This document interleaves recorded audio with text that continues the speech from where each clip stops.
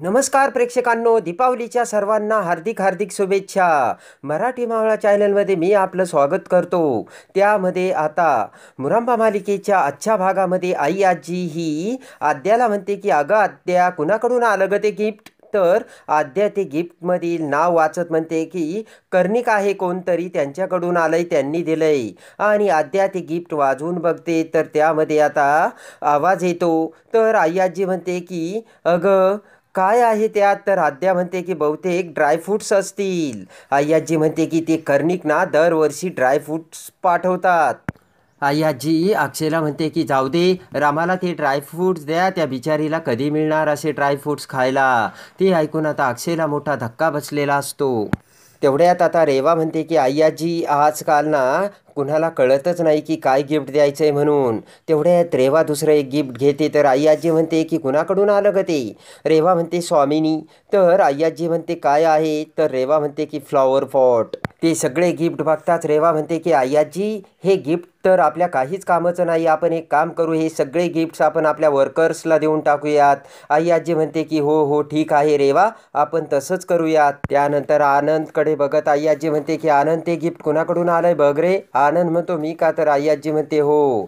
तेव्हा आता लगेचच ते गिफ्ट बघत आई आजी म्हणते की मला वाटतंय पाटलीवाल्याने ते दिलं असेल, आणि किती एक्सक्लुझिव्ह गिफ्ट आहे ते. आई आजी म्हणते की अरे आनंद, बाकीचे गिफ्ट आलेत ना ते बघ ना. तर आनंद म्हणतो आई आजी, मला हे सगळं नाही आवडत, आणि हे सगळे गिफ्ट तुम्ही बघा ना, मला अक्षयशी महत्त्वाचं बोलायचं आहे आई आजी. आई आजी म्हणते की अरे आनंद, बोलशील ना रे नंतर, दिवाळीची रात्र आहे, आपण सगळे एकत्र आहोत आणि एन्जॉयमेंट करूयात ना. आई आजी म्हणते की मला नो, तुम्ही आता काहीतरी गाणे तरी गा. रमाकांत आता आद्याला गाणे गायला सांगतो. तर आद्या म्हणते की बाबा मला नाही गाणं गायला येत.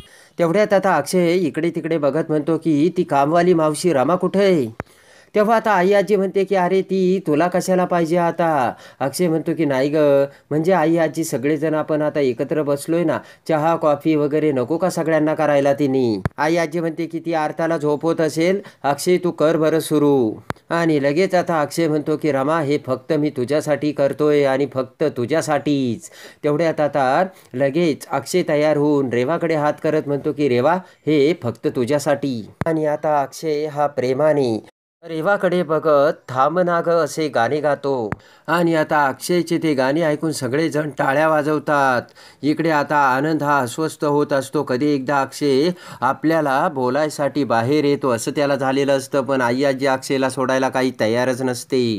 दुसऱ्या दिवशी रमा आता तिचे सकाळी सगळं आवरून टेरेसवर बसलेली असते, आणि आता शशिकांतचे बोलणे रमाला आठवत असते.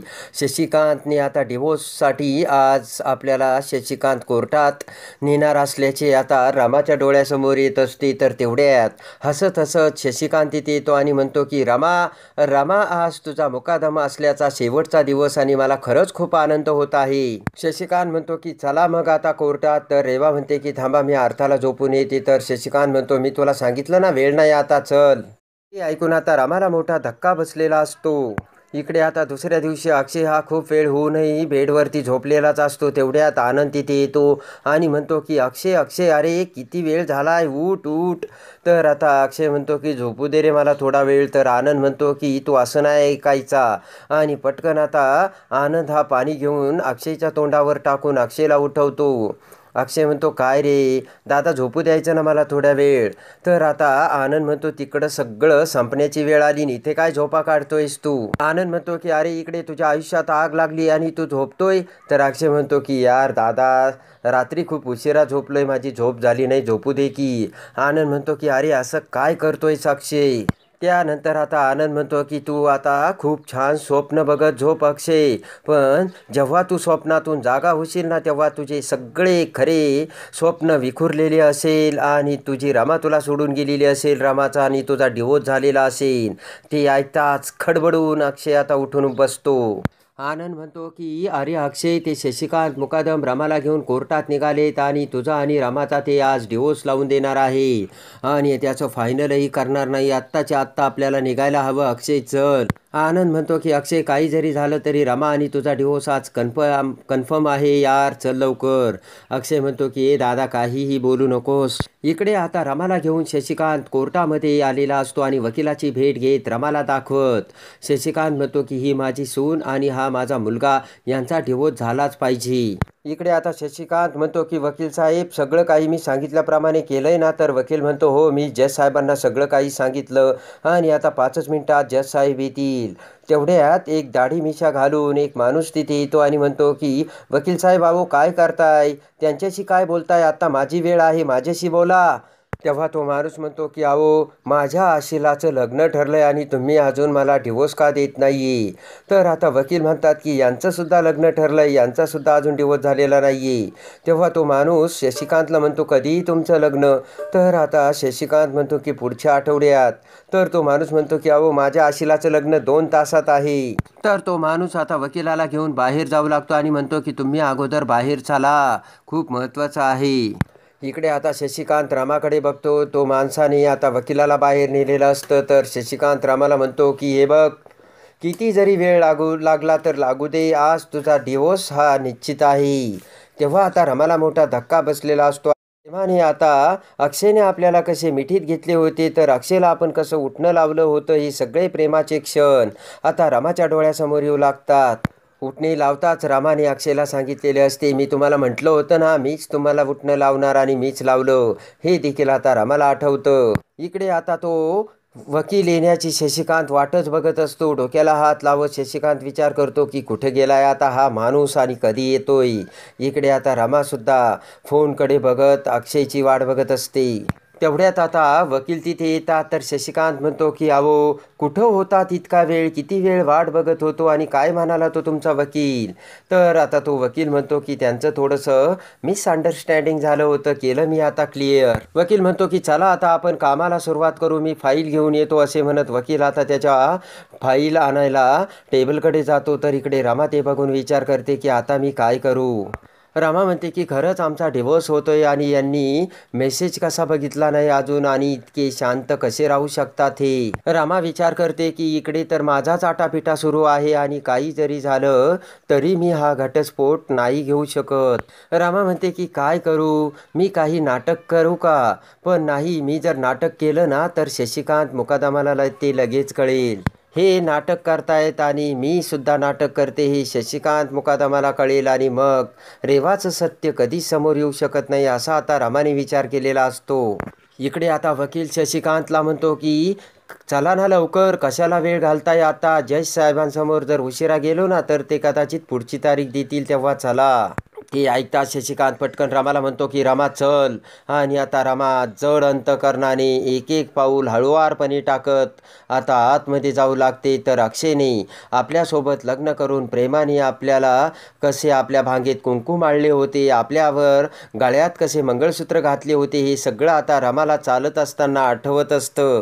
आणि अक्षयने आपली प्रेमाने कशी वेणी बांधली होती, अक्षय आपल्या पाठीमागे प्रेमाने कसं पळत होता, आपण कसे आनंदात होतो, हे सगळे प्रेमाचे आणि आनंदाचे क्षण आता रमाच्या चालताना डोळ्यासमोर येत असते. तेव्हा आता प्रेमाने आपल्याला अक्षयने मंगळसूत्र घालता सांगितलेले होते की रमा, माझ्या नावाचं हे मंगळसूत्र तुझ्या गळ्यात आहे, आता तुला कोणीच वेगळं करू शकत नाही. हे देखील आता रमाने चालताना रमाच्या डोळ्यासमोर आलेलं असतं.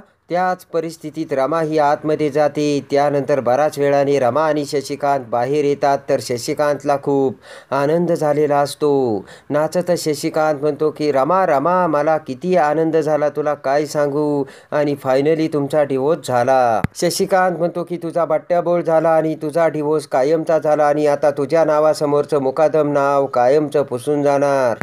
शशिकांत म्हणतो की मला काय आनंद झाला काय सांगू, एक 1.5 दमडीची मुलगी माझ्या वाघासारख्या मुलाला शिळी बनवू पाहत होती काय, पण त्याचा बाप शशिकांत मुकादम आहे, वाघ आहे तो वाघ, हे तू लक्षात ठेवायला हवं होतंस. शशिकांत म्हणतो की वाघ फक्त शिकार करायचंच जाणतो आणि तुझे सगळे प्लान मी मातीत घातलेले आहेत. तेव्हा आता शशिकांत म्हणतो की आता लगेच इथून निघायचं आणि चालतं व्हायचं, विजय हा माझा झालेला आहे. तर रमाच्या डोळ्यात पाणी आलेलं असतं. तेव्हा आता रमा म्हणते की विजय कुणाचाही हो, पण झालं ना आता तुमच्या मनासारखं. तेव्हा आता शशिकांत म्हणतो की फालतुकडीची तुझी ही बडबड बंद कर आणि चल निघ आता इथून. तसंही आता तुझं तोंडसुद्धा बघायची इच्छा नाही राहिली. शशिकांत म्हणतो की आता गप गुमान चल निघ आणि शशिकांत निघून जातो. तर रमा ही मोबाईलकडे बघत रमाच्या डोळ्यात पाणी आलेलं असतं आणि रमा ही तेथून निघते. आणि आता इकडे शशिकांत बेडरूम मध्ये येऊन आई आजीला सगळी हकीकत सांगतो आणि चेअर्स करत दारू पीत शशिकांत आई आजीला म्हणतो की आई आजी, आता रमाच्या नावापुढे मुकादमाचा म सुद्धा राहिलेला नाहीये. आणि शशिकांत आई आजी खूप खुश झालेले असतात आणि हात वर करत शशिकांत म्हणतो की झाला अखेर रमाचा डिवोर्स झाला. तर आई आजी म्हणते शशिकांत, अरे आज मला खूप मोकळं मोकळं वाटतं, काय सांगू तुला. आणि लगेचच हसतच शशिकांत म्हणतो की आई हे घे डिवोर्सची फाईल. आणि लगेच ती डिवोर्सची फाईल घेऊन आई आजी तो डिवोर्सचे पेपर वाचते आणि खुश होऊन आई आजी म्हणते की शशिकांत तू ग्रेट आहेस. तर शशिकांत म्हणतो की आई आजी काम फत्ते. आणि आता इकडे कोर्टाच्या आवारात बाकावरती रमा बसून रडत असते. तर तेवढ्यात म्हाताऱ्याच्या वेशात अक्षय तिथे येतो